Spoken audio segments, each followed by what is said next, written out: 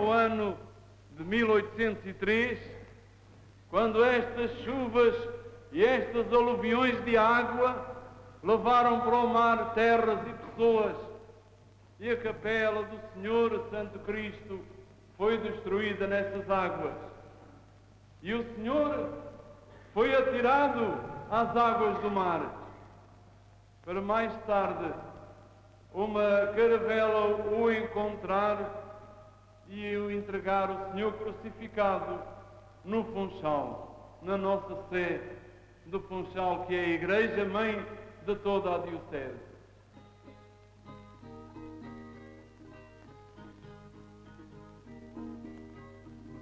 Estava-lhe muito trabalho, cavando na minha horta. Estava-lhe muito trabalho, cavando na minha horta. Estava bem descansada, e seguiu-me a mulher escapa horta.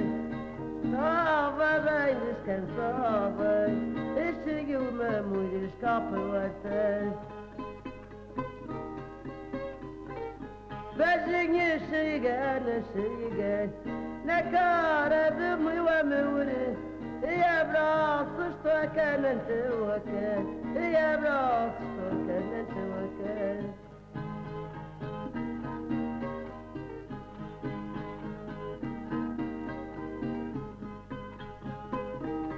Agora me estou lembrando o nosso tempo passado. Agora me estou lembrando e o nosso tempo passado. Eu vou dar a boa noite, que ainda não tinha dado. Em 1420, Portugal decidiu-se pelo povoamento da Madeira. Para o efeito, enviou para o arquipélago cerca de 100 de pessoas, dirigidas pelo que a história chamou depois descobridores, João Gonçalves Zarco, Cristão Vaz Teixeira e Bartolomeu Perestrelo. Com efeito, o arquipélago era já conhecido há muito. Existem mapas italianos e catalães do século XIV, com relativa correção geográfica e denominações que viriam a ser definitivas após a colonização. Assim, já o mapa daquele século se refere ao Porto Santo, Lenhame, Madeira e Deserte, Ilhas Desertas, o que vem tornar inaceitável a tese de Azurar a João de Barros acerca do descobrimento quatrocentista do arquipélago. O arquipélago foi provavelmente visitado pela primeira vez por incursão luso-genovesa no tempo de Dom Afonso IV. Com a chegada dos primeiros povoadores, na maioria degradados, não por crime de fé ou homicídio, pelo que eram chamados ladrões bons e aventureiros de toda a ordem, e mesmo fidalgos arruinados, o arquipélago foi dividido em 3 capitanias, tantas quanto os capitães, pertencendo a Zarco o encargo de dirigir o povoamento. Os capitães donatários dividem as terras por senhores, nobres arruinados e escudeiros do reino, que, por sua vez, as alugam aos povoadores, com a condição de estes entregarem metade da colheita. As benfeitorias pertenciam aos colonos, forma de estes se manterem por gerações ligados à terra, enquanto os senhores montavam casas no Funchal e davam origem a uma aristocracia ociosa e bastante próspera. Este compromisso daria origem ao secular contrato de colonia.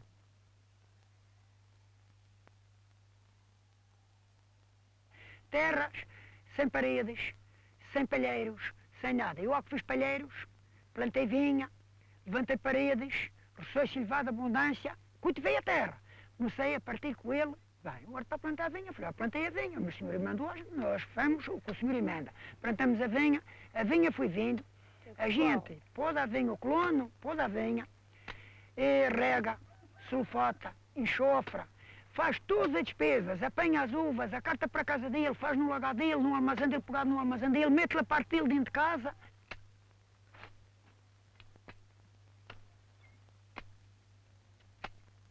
Portanto, colonia já vem do tempo do regime feudal, em que haviam os grandes senhores que tinham muitas propriedades, ou enormes propriedades, e que doavam aos caseiros, e que eles faziam aquele pedaço de terra para poderem melhor talvez viver, mas que tinham de trabalhar e depois dar metade do rendimento que obtinham tinham de dar ao senhorio. Mas eu estava na minha casa a almoçar e chegou o criado de uma senhoria. E fui lá e disse assim, Mestre Ferreira, eu estava a almoçar e vim à porta e disse, o caso novo, eu venho aqui que o Sr. João manda dizer para o Mestre Ferreira ir lá para falar com ele. Que eu toda a vida fui obediente para os meus senhorios. Ora, embora acabei de almoçar, fui por aí abaixo, a casa do meu senhorio, quem cheguei lá disse, Sr. João, o que é caso novo? Olha, sabes que mais? Tu vais-me cortar aquelas árvores todas. Sr. João, eu cortar as minhas árvores? Não, senhor, todos os favores menos esse. Eu plantei as minhas árvores no que é meu, que preciso delas, para os meus filhos comer fruta, e eu, que não vou cortar as minhas árvores e roubar fruta para os meus filhos comer e para pagar dinheiro e ir para a cadeia. Sei bem, eu não faço isso. Vim, voltei para a minha casa. Ao cabo de um dos meses, estava aí na minha casa, chega um homem e diz assim, mas Ferreira, o Sr. João quer mandar dizer que está as pereiras e as árvores, as figueiras cortadas, para levar um apedão e um machado e ir lá picar e trazer a lenha para casa que não corre metade da lenha. E ele ainda queria metade das minhas árvores para levar a lenha e tal para casa.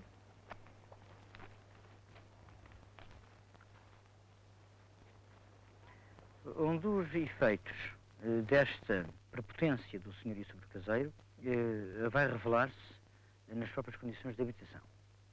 Até uma gracinha que conta lá em cima uma história muito interessante, que tinha na cabeceira da cama tinha lá uma ceira com a carne de porco, debaixo da cama tinha as semilhas e as batatas, aos pés da cama tinha as ferramentas e os filhos, uns deitados assim atravessados aos pés da cama onde dormiam os pais. Um relato impressionante e verídico, pior que é verídico.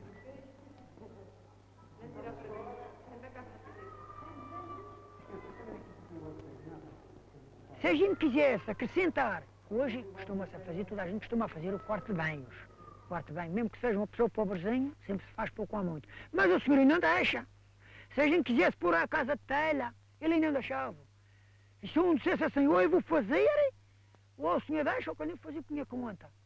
Dali um ano, ele chegava no mês de janeiro, ali já um oficial do juiz à porta, o oficial a intimar para botar fora para o 1º de janeiro. Nasceu ali à beira de morrer, sem mais nada. E se o caseiro abusasse, segundo a linguagem do tempo, melhorasse a casa, era expulso. Portanto, o caseiro era um animal doméstico, com um bocado mais jeito do que qualquer outro animal, amarrado ao terreno, amarrado numa palhota, ignorante, para trabalhar continuamente em favor do senhor. De modo que o caseiro funcionava sempre, e como o servo da gleba. Assim como antigamente havia na Idade Média, havia o tal escravo da terra, o escravo que era vendido com a terra. Aqui também se pode dizer que o caseiro estava atrelado à terra e era vendido, era quase dado com a terra ao senhorio. Pois a colonia é o tipo exato da exploração em que, investindo o mínimo possível de capitais e de esforços, se pretende tirar o maior rendimento. E isto é claro à custa do suor, da ignorância, do obscurantismo em que vivem as pessoas, e por outro lado, concomitantemente, já se vê, à custa da prepotência, da hegemonia que determinadas classes detêm cá na Madeira. Bons amigos, eu sei como tem sido grande a vossa fé. Alguns pensam que a fé é uma simples crença, que nós, padres ou leigos, pregam e leem a Sagrada Escritura. Alguns estão a pensar que nós o fazemos, propagamos a fé para desviar, alienar o povo das realidades terrenas. Pelo contrário, se anunciamos a fé, é porque sabemos que Deus continua a ser a firmeza da nossa vida. O homem tem a inteligência que Deus lhe deu. Pode e deve desenvolvê-la. Pode e deve procurar a felicidade, a justiça, o bem. Mas não é senhor da sua própria vida. Não está seguro neste mundo. Ai do mundo! Ai da sociedade se vive sem fé. A história da economia na Madeira é feita de ciclos, da queda de um produto e da ascensão de outro. Se inicialmente a economia da ilha foi partilhada pelos portugueses, depois ela tornar-se-ia quase exclusiva de mercadores europeus, especialmente da burguesia inglesa. A primeira cultura importante do arquipélago é o açúcar, durante o século XV e o século XVI. Com um fácil mercado de escravos, que chegavam a representar 1/10 da população do arquipélago, a cultura do açúcar foi próspera. Os senhores e os capitães donatários estavam ligados ao seu comércio, mas já eram mercadores italianos e flamengos que iam tomando conta da sua exportação e colocação na Europa. Com o incremento da cultura do açúcar no Brasil, dá-se o primeiro surto imigratório, que será uma constante através dos tempos, de habitantes da ilha para o Brasil. O comércio dos escravos volta-se preferencialmente para as terras do Novo Mundo e a cultura do açúcar do arquipélago entra em decadência. No século XVII, inicia-se em grande escala a cultura do vinho da Madeira. Já então começam a surgir como principais comerciantes os mercadores ingleses, cuja influência irá aumentando e se consolidará até ao século XIX. A grande burguesia inglesa domina o arquipélago e o vinho da Madeira corre pelo grande Império Britânico.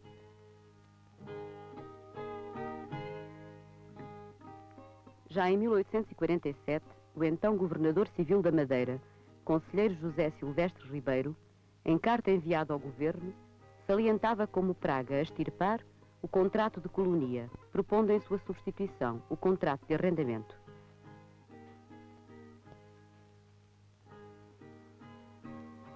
Esta posição, só depois de 25 de abril de 1974, tinham já passado mais de 100 anos, viria a ser reafirmada.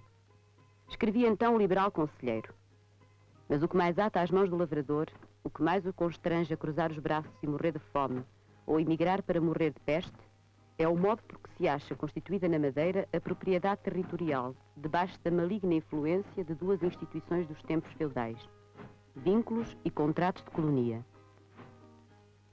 Se é certo que quando o contrato de colonia foi introduzido na Madeira, era possível ao colono pagar ao senhorio metade do fruto da propriedade e ainda ficar com algum para si, já que as terras eram ricas e culturas como a do açúcar eram consideradas com preços de especiarias, já hoje é bem diferente. As terras estão exaustas. Quanto mais exaustas estão as terras, tanto maior trabalho demandam do colono, tanto menos pagam esse trabalho.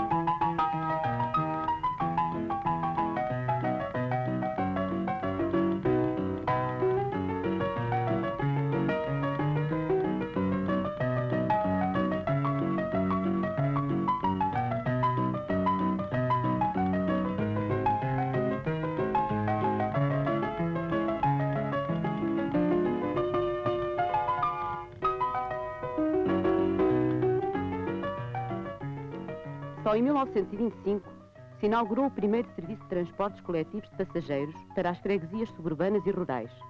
As primeiras caminhonetas pertenciam à Casa Hinton & Sons. Faziam carreiras para a freguesia do Caniço, a 9 km do Funchal, e destinavam-se essencialmente a veraneantes. Os ingleses dominavam então quase completamente a Madeira. A fábrica de moagens estava nas mãos do Blandy Bros. As casas fornecedoras de carvão e água aos navios pertenciam aos Blandy Corries. E a própria eletricidade, quando surge na Madeira, é exclusivo da Electric Light Engineering.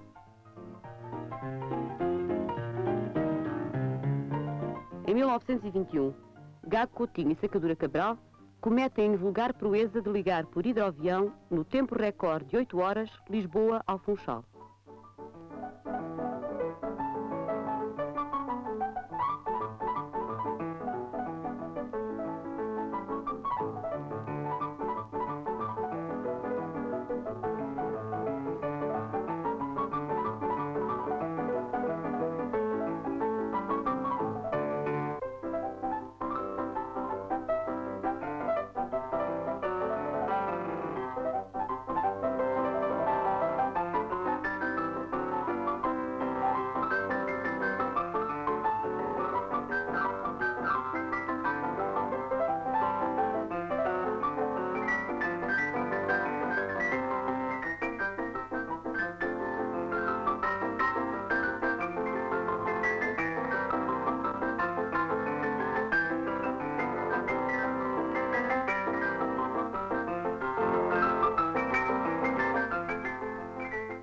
Estamos à beira do fascismo.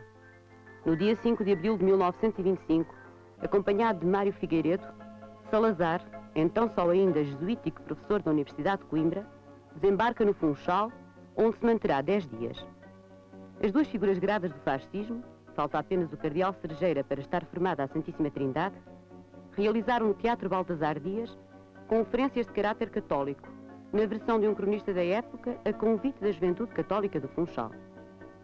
Estava-se à beira do ressurgimento da noção do Império Uno e Indivisível, do panache, das visitas e inaugurações, do obscurantismo, em que iríamos mergulhar durante quase meio século.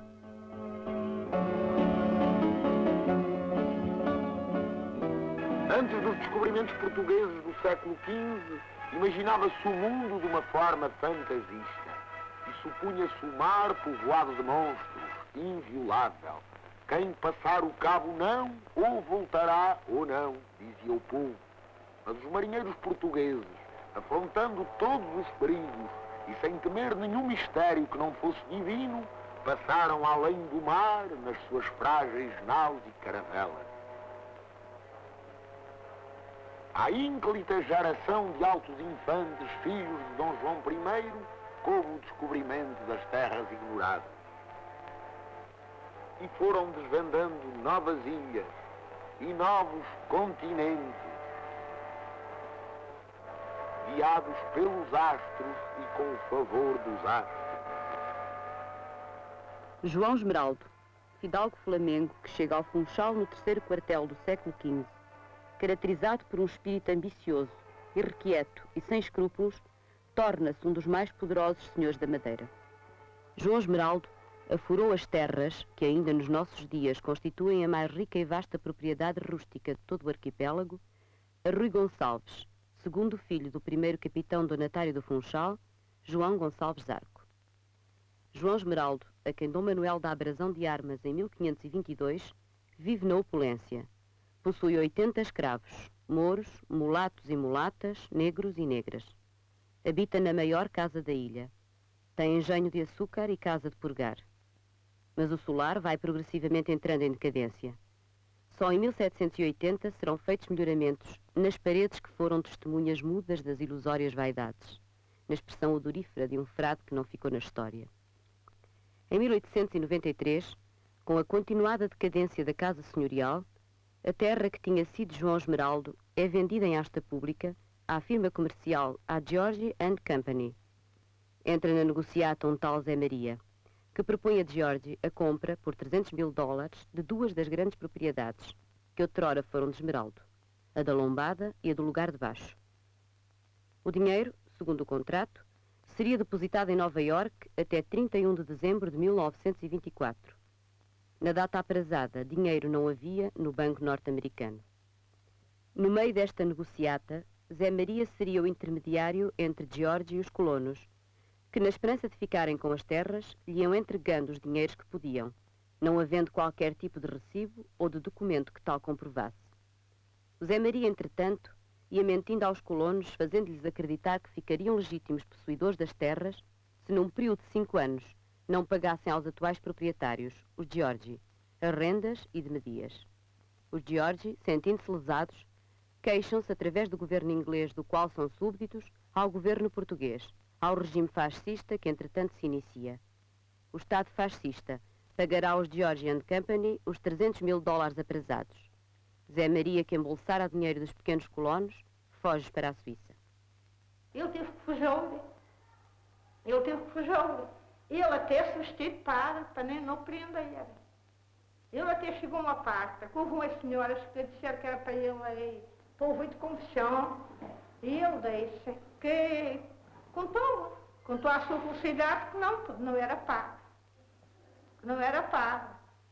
E, por causa de não ser preso. Depois eu acho que foi para a Suíça. Eu não esqueci de dizer, mas acho que foi para a Suíça. Foi para a Suíça. O governo expropria as terras ao povo e cede gratuitamente à Junta Geral do Distrito e à Câmara Municipal da Ponta do Sol e às missões os melhores terrenos. Veio o governo por ser tão bom. Não fez mais nada. Ofereceu melhores prédios a este. No guarda-bosque 3 prédios. O jardim lá em cima é tanto pinheiro. ofereceu toda à senhora junta e ofereceu a criar missões e o povo que teve que pagar este dinheiro todo. Os colonos têm que pagar uma serra inteira para terem direito à nascente da água. Levam 20 anos a pagar a serra. Ainda se estava pagando umas propostas, já quando veio a senhora junta, tiraram a nossa água. O povo autorizou-se e não deixou. Só com o 25 de abril, em 1975, conseguem que a água seja sua. Foi em 72, portanto foi no dia 5 de maio, depois da Junta ter construído a levada, nomeou os 6 levadeiros e foram lá ao cabo da levada, tapar a água da levada do povo para a levada da Junta. Acontece que o povo revoltou-se e no dia 6 de maio, no dia seguinte, dirigiram-se lá. Apareceu a polícia e durante 3 meses o povo começa a guardar a levada, porque não queriam que a Junta deitasse água para a sua levada, mas sim a levada do povo. Houve várias tentativas por parte do governo, portanto mandaram os polícias, prenderam pessoas, além disso intimaram, não é? As pessoas continuavam a guardar. E houve alguns feridos no dia 10 de junho e a altura pior foi no 21 de agosto, pela madrugada, talvez umas 200 ou 300 polícias que dirigiram-se lá ao cabo da levada. O povo também foi em grande massa e a polícia não os preocupou nada, começa logo a disparar. Houve uma morte, resultou uma morte, houve dezenas de feridos, prenderam também centenas de pessoas. Durante 3 meses estiveram presos. O resultado, portanto, isto durou durante 13 anos, sempre assim. O povo teimava que não queria pagar as águas à Junta. E foi em 74, após o 25 de abril, que o povo começou a reivindicar. Queria a sua água, exigia a sua água e a sua levada. E foi em 75, depois de um ano também de luta, que houve um acordo feito entre a Junta e o povo. A água passou a vir na levada do povo, o povo é que dirige a água, embora ainda não seja com os usos e costumes como há 20 ou há 30 anos atrás. A 4 de fevereiro de 1931, o dia precursor da Revolta da Madeira, assim ficou denominada na história da resistência ao fascismo, a população do Funchal, revoltada contra a entrada em vigor do chamado Decreto Cerealífero, promulgado em janeiro desse ano, e que cria o monopólio da venda da farinha, aglomera-se às portas das moagens e manifesta-se nas ruas. A polícia abre fogo sobre os manifestantes, matando um e ferindo vários. Aproveitando este clima de descontentamento e revolta da população, oficiais que aguardavam deportação para a África revoltam-se às primeiras horas da madrugada de 4 de abril. A maior parte dos militares em serviço no arquipélago adere aos revoltosos. Jovens oficiais encabeçam a rebelião. Convidam o general Sousa Dias para presidir uma junta governamental. É enviada uma mensagem ao governo central informando que a guarnição do arquipélago só obedecerá a um governo republicano que restaure as liberdades públicas e militares no continente e ilhas.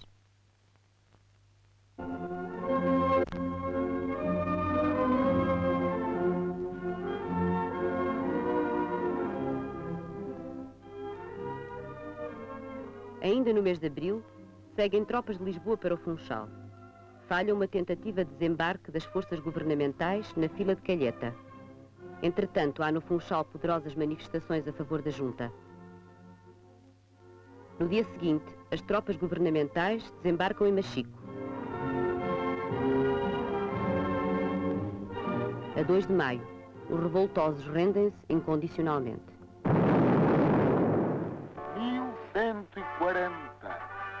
1940, Portugal festejou 8 séculos de história. No limiar da Sala Portugal 1940 erigiram-se as estátuas e os lemas dos chefes. Carmona, soldado, fui sempre escravo do dever e da honra. Salazar, cujo lema fielmente cumprido fez do Portugal de agora uma das mais respeitadas nações do mundo. Estudar com dúvida e realizar com fé. Dentro, dava-se a imagem da vida política e social do Estado Novo. É que Portugal não se limita a celebrar o seu passado, orgulha-se do seu presente, prepara o seu futuro.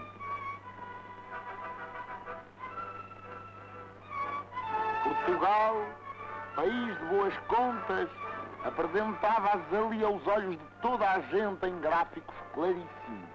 e as bandeiras dos sindicatos de trabalhadores, cobrindo completamente uma vastíssima parede, representavam o corporativismo, a grande batalha do futuro. Rendia-se homenagem à legião e à mocidade portuguesa, ao exército e à marinha. E a exposição do mundo português fechava sobre a estátua do Império, uno e indivisível, orgulhoso da sua fundação e da sua independência, glória eterna de Portugal.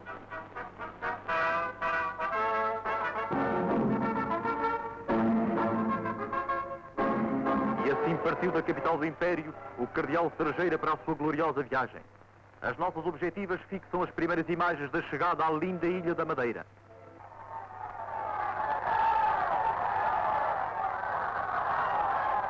Sua Eminência, acompanhado pelas autoridades locais, desembarca no cais do Funchal.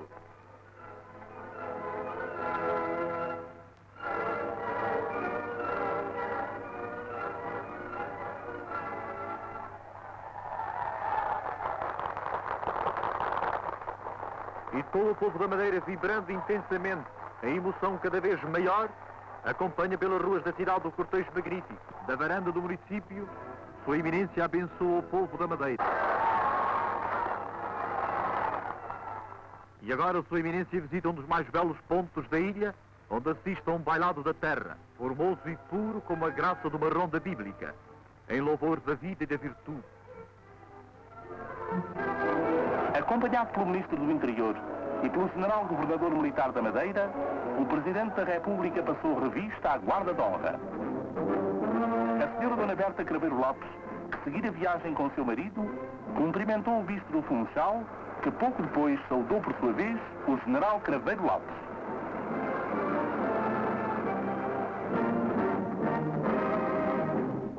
Quando o General Craveiro Lopes assomou à varanda, as aclamações atingiram o auge, tornando iniludível o entusiasmo da multidão. Mais um ramo de flores, aplausos, vivas, bandeiras que se agitam e o cortejo seguiu até à Central Salazar, outra estação da rede hidroelétrica da ilha.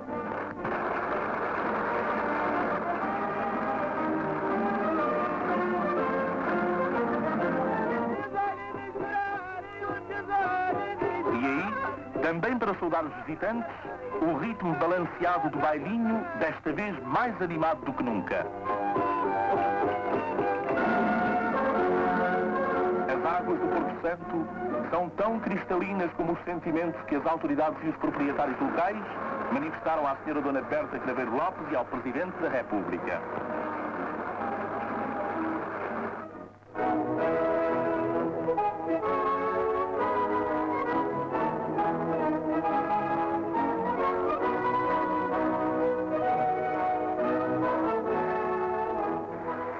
O ato público do Sr. Almirante Américo Tomás traduziu-se na deposição de um ramo de flores na estátua de Gonçalves Arco, o descobridor da Madeira.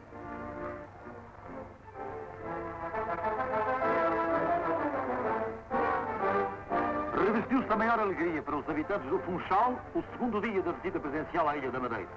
Realizara-se a velha aspiração. O Sr. Almirante Américo Tomás procedia à inauguração da fase inicial das obras do Porto. E, seguidamente, das instalações da Shell. No primeiro quartel do século XVI, uma senhora deixara aos pobres de Machico um importante prédio e que este legado despertara a ideia da Fundação da Misericórdia, tendo servido de núcleo aos bens que depois veio a possuir. Parece que sempre deixou muito a desejar a sua administração e que não foram grandes os benefícios que dispensou aos pobres. Sabe-se também que muitos desses bens se perderam após o aluvião de 1803, que levou para o mar a capela e os arquivos.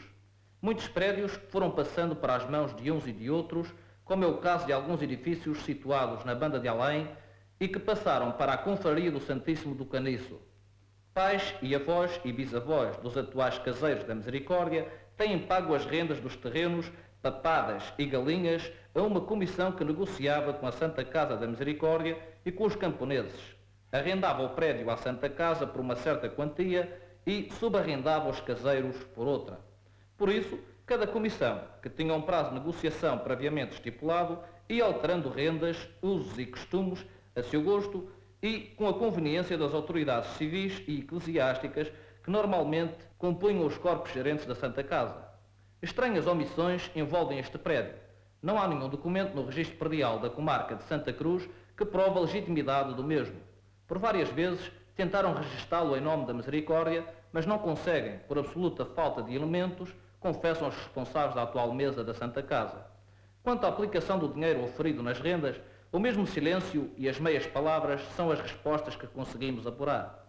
Consultamos o provedor e demais componentes da mesa, pedimos para colher informações nos livros da Santa Casa, mas não nos facultaram, acabando por dizer que esse dinheiro também se destinava a mandar celebrar todos os anos um trintário de missas pela pessoa que deixou aqueles terrenos aos pobres. Devido ao clima, os ingleses lançam o primeiro turismo na Madeira. É essencialmente virado para os sul-africanos que iam a caminho da Inglaterra e ficavam na Madeira algum tempo em fase de adaptação ao novo clima como é o da Europa.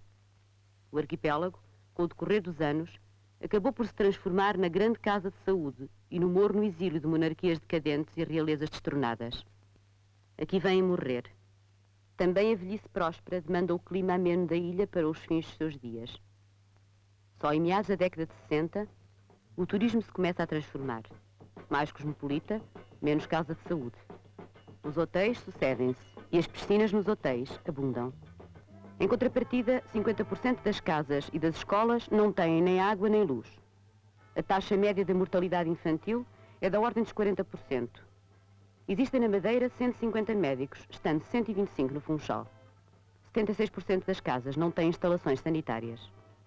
A imigração de há séculos a esta parte tem sido a constante da história da Madeira. Só na década de 60 imigraram 55 mil pessoas, o que representa 1/5 da população atual. Apenas 45% da imigração é legal. Os países preferidos, desde há muito, são a Venezuela e a África do Sul. No domínio da cultura e da comunicação, a Madeira é um arquipélago macrocéfalo. A rádio nacionalizada apenas atinge 7% do arquipélago. Em contrapartida, a rádio particular, pertença do patriarcado, cobre a totalidade do território. No que respeita à imprensa do continente, tem no Funchal 19 leitores por 1000 e não chega a 1 por 1000 nos restantes concelhos.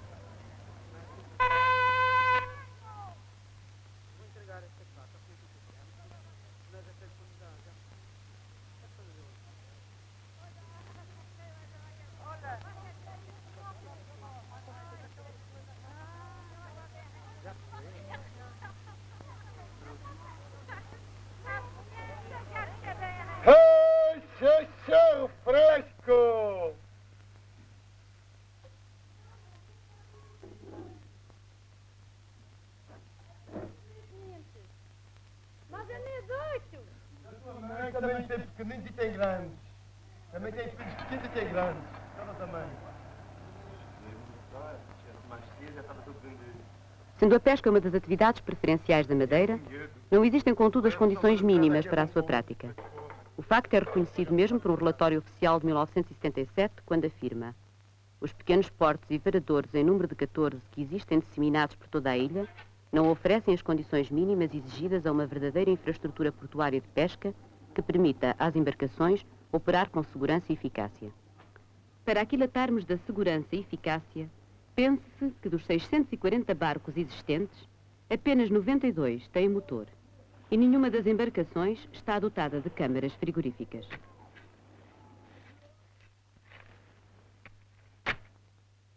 A superfície agrícola é de 20 mil hectares, sendo a inculta de 27 mil.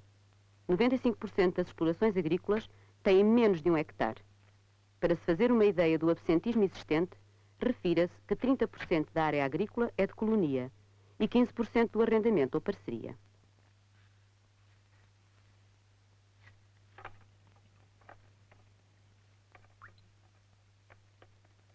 Alunos ficaram sem aulas porque não tinham escola. 100 em Câmara de Lobos e 776 noutros concelhos. Isto em 1976. Ainda há 3 concelhos onde o ciclo preparatório obrigatório por lei não existe: Porto Muniz, Santana e São Vicente. Nos restantes concelhos só há uma escola preparatória, à exceção do Funchal, que tem 2. O ensino secundário está todo concentrado no Funchal: 3 escolas oficiais e, significativamente, 5 colégios particulares.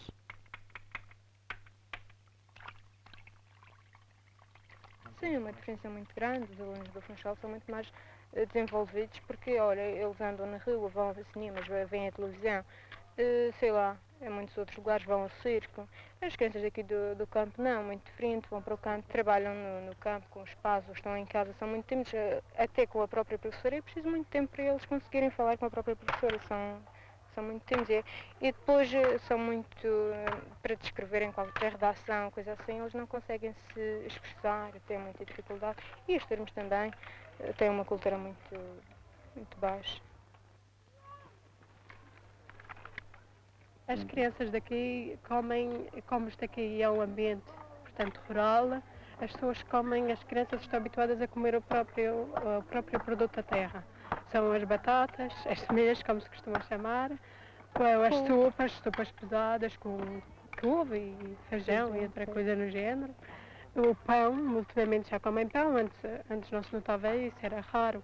Mas quase sempre os alunos não vão alimentados para a escola, não vão, muitas vezes não almoçam, ou porque vão para os campos e chegam tarde, ou porque as mães não têm, devido ao trabalho que têm, não fizeram o almoço a tempo.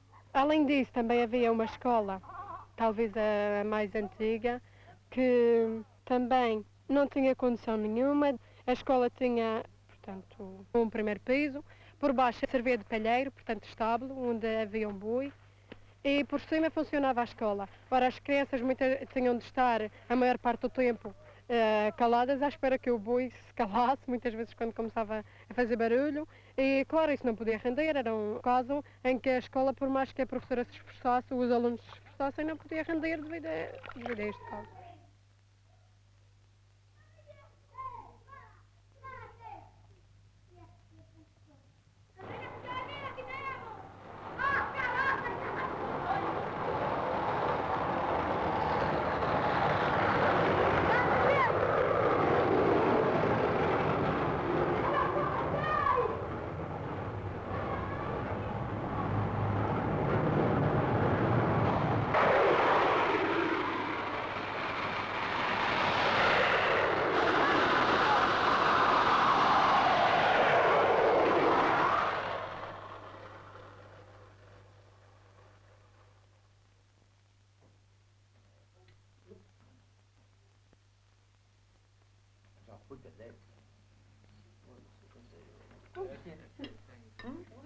Não.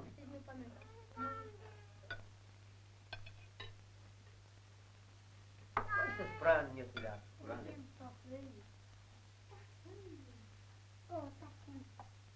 Está quente? Não fazemos, vamos. Mas, camaradas, é um um escândalo que ofende a consciência de todos os portugueses que se permita essa pequena caça aos pides reles, mas que os rapazotes e os santos júnior continuem em liberdade. É um escândalo, camaradas, que esse velho e sinistro almirante Tomás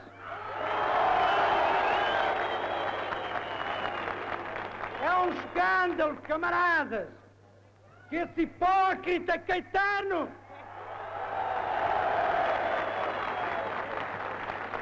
estejam a gozar as suas férias na Madeira.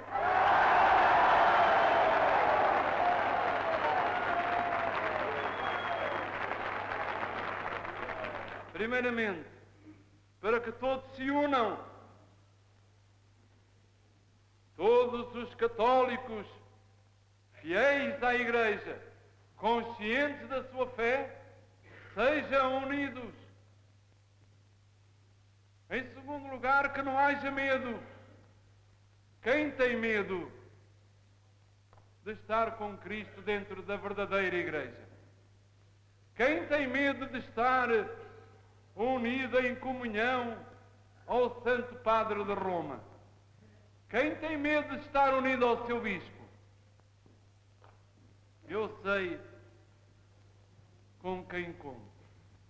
Na Madeira, o primeiro sinal de que no continente houvera 25 de Abril foi a chegada ao Funchal, a caminho do exílio, dos altos responsáveis do regime fascista deposto, que ficaram confortavelmente instalados no Palácio de São Lourenço.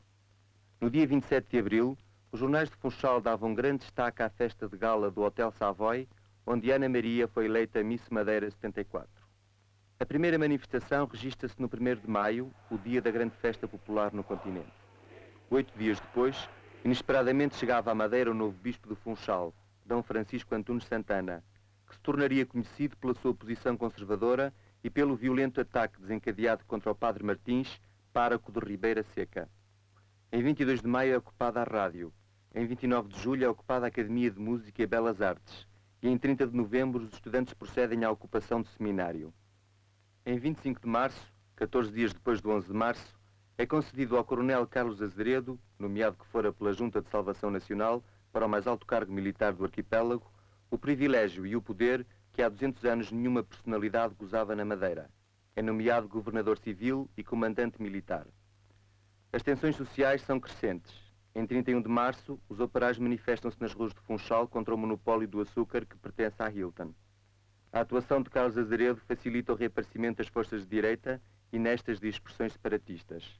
Assim, em 14 de maio de 1975, surge a Flama. Em junho, a situação política no continente aquece. O Partido Socialista abandona o quarto governo. O PS, com a presença de Mário Soares, faz na Madeira, a 16 de junho, a primeira manifestação contra a política de Vasco Gonçalves. Dia 26 de junho alastra um incêndio na Serra do Monte. No dia seguinte, o PPD promove uma grande manifestação no Funchal. Agosto é o mês que marca o verão quente de 75. Sedes de partidos de esquerda são assaltadas, saqueadas e incendiadas no continente. Na Madeira, começam os atentados reivindicados pela Flama. Dia 22 de agosto, rebenta uma bomba na emissora nacional. 5 dias depois, é destruído o primeiro carro. Dia 2 de setembro, rebenta uma bomba no Palácio de São Lourenço. Dia 13 de novembro, uma bomba destrói um avião da Força Aérea. Dá-se o 25 de novembro no continente. Em dezembro, Sá Carneiro vai ao Funchal, onde se realiza um grande comício do PPD. Depois, são as eleições para a Assembleia Regional, ganhas pelo PPD, que forma governo na Madeira. Se alguém contribuiu para a morte de Jesus, para a destruição corporal do Senhor, lamento muito dizer, mas foi um apóstolo que vós conheceis, foi Judas. Parece-me que no meio de vós também tem havido quem tenha infelizmente seguido este caminho, sair da Igreja para trair o Senhor, para trair a própria Igreja. Ora, que culpa temos nós, do Senhor Bispo, emberrar com o seu Padre Martins, com uma pessoa mesmo digna de andar no meio do povo, uma pessoa do povo, uma pessoa que veio mesmo enviada por Deus. Não veio lá para pôr a gravata fina, como o Senhor Bispo. Ele anda como nós. já ele tentou tirar o senhor padre de cá, mas a gente vai buscá-lo onde ele estiver. Porque o senhor bispo não precisa do padre. Quem precisa do padre somos nós. O senhor bispo não precisa do padre para lhe ensinar a religião. A gente é que precisamos do padre para ensinar a religião a nós e o que é as coisas de Deus e o que Cristo andou e o que fez. E para ensinar a nós e a gente ensinarmos a nossos filhos. Aí é que a gente precisa do padre. O bispo não precisa do padre. O bispo só precisa do padre é para levar dinheiro, mas cada nosso ele não leva. Não tem.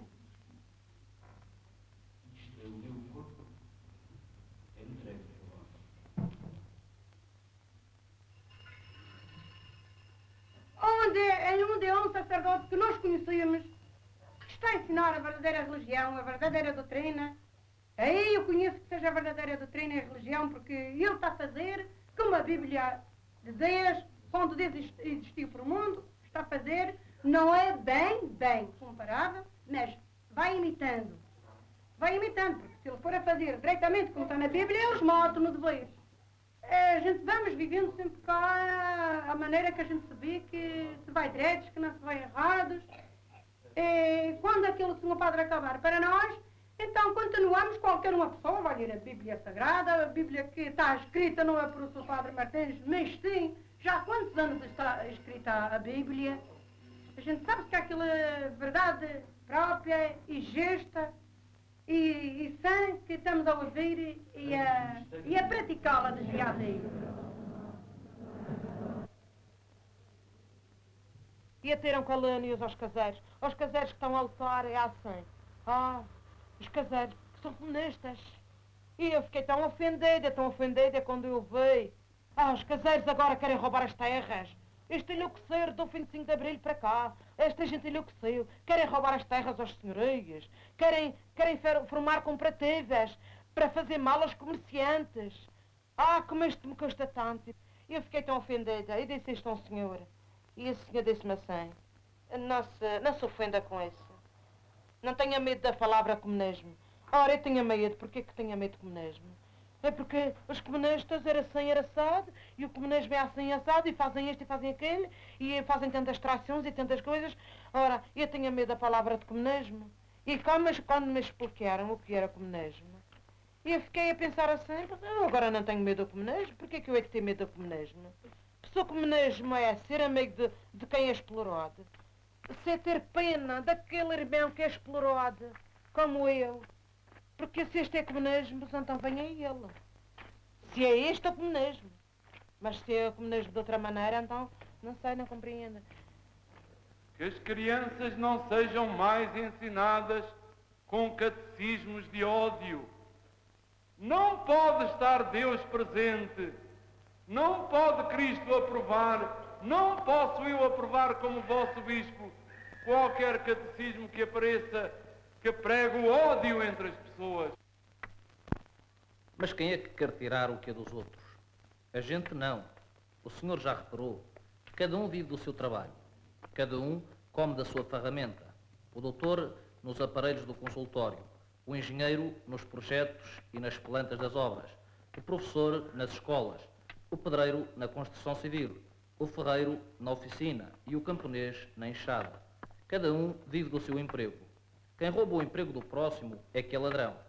Ora, agora veja, lá que todo o senhorio tem o seu emprego, e se não tem, devia procurar trabalho. Uns são médicos, outros advogados, outros professores, etc. Portanto, já têm por onde comer. Ganham com a sua ferramenta e com os seus estudos. A nossa ferramenta é a enxada. Temos o direito de viver do nosso emprego, que é a terra. Ora, o que se dá é que esses senhores, além de viverem bem do seu emprego, ainda vêm roubar o nosso. Querem viver à sombra da nossa enxada. O senhor achava bem que eu fosse roubar o ordenado do médico ao fim do mês, ou do engenheiro, ou do advogado? Eu seria um ladrão. Então veja lá que ladrões são eles que têm o seu ordenado e ainda vêm roubar o nosso, o dos caseiros.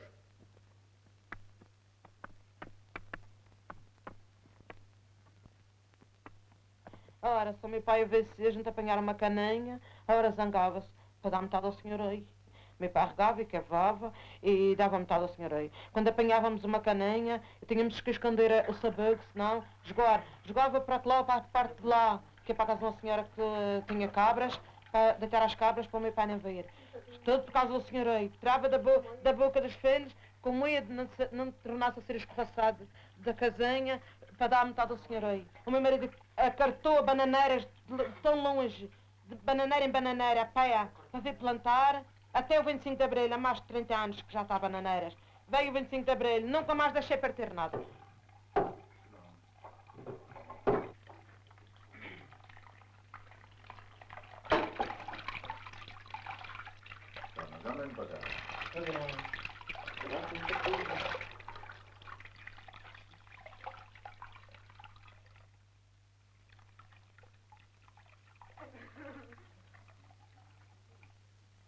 A justiça, juízes, advogados, companhia de vapores. Juízes, advogados, companhia de vapores. E a justiça come deve acusar os ladrões. E a justiça come deve acusar os ladrões.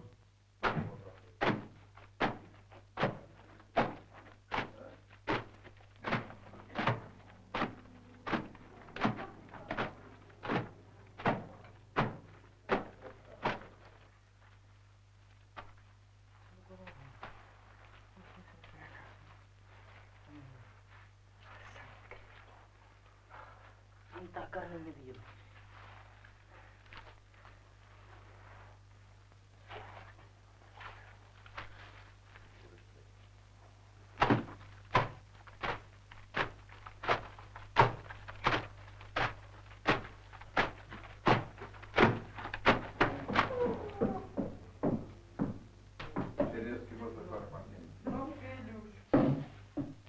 Ainda há dias veio uma carta para todas as paróquias que havia um plenário de caseiros. Daqueles caseiros que têm sofrido na carne e no sangue como eu sofri.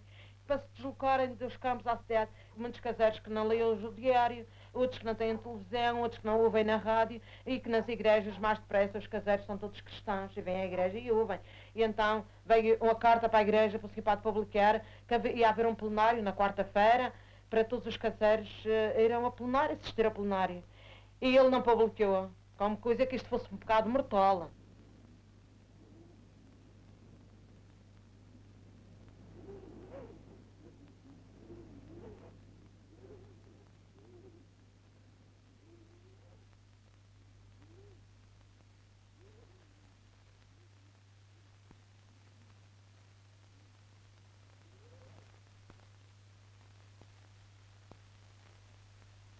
Alucino avisa os caseiros que quando forem levar a cana ao engenho do Winton ou ao engenho do Ribeiro Chega, não deixem passar dos talões.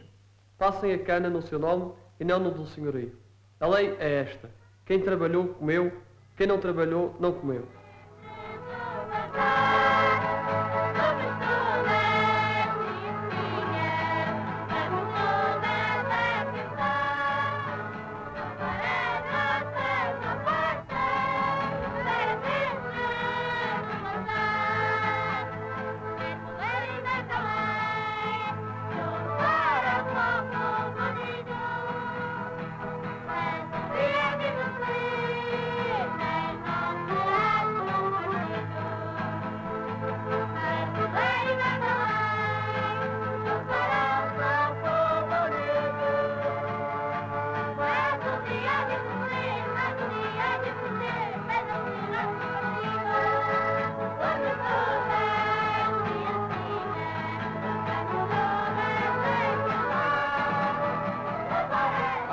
Os instrumentos de lonho que o lonho passou.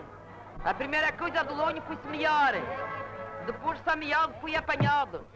E depois de apanhado foi ripado. Depois foi para o lago. Foi para o lago que foi a cortar. Que os instrumentos mesmo do lonho é que todos se podem contar. E depois foi para ir à grama. A primeira pode gramar para fazer a imitação. Foi gramado. Então, e depois de gramado